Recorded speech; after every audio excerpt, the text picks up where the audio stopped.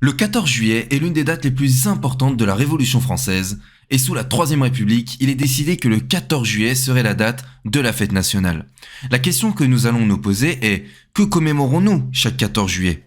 Même si cette question semble facile à répondre, en réalité, ce n'est pas vraiment le cas.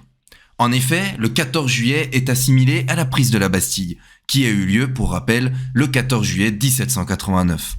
Cet événement majeur de la Révolution française entraîne l'affaiblissement du pouvoir royal. Je ne vais pas revenir en détail sur le 14 juillet 1789, ma vidéo de présentation de cet événement est toujours disponible sur la chaîne. Cependant, ce n'est pas la prise de la Bastille que nous commémorons directement chaque 14 juillet. Le 6 juillet 1880, le 14 juillet est fait jour de fête nationale par la promulgation d'une loi. Cependant, il est décidé que l'événement commémoré serait la fête de la Fédération du 14 juillet 1790. Mais qu'est-ce que cette fête de la Fédération? Cette fête, elle marque tout simplement l'union de la nation. En effet, à la suite de l'affaiblissement du pouvoir royal le 14 juillet 1789, des fédérations régionales de gardes nationaux se sont créées. Et le 14 juillet 1790, il est décidé de se réunir à Paris afin de créer une grande fédération nationale.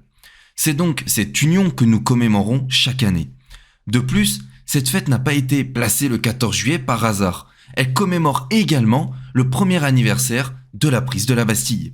Ainsi, bien évidemment, nous commémorons également la prise de la Bastille chaque 14 juillet, mais indirectement.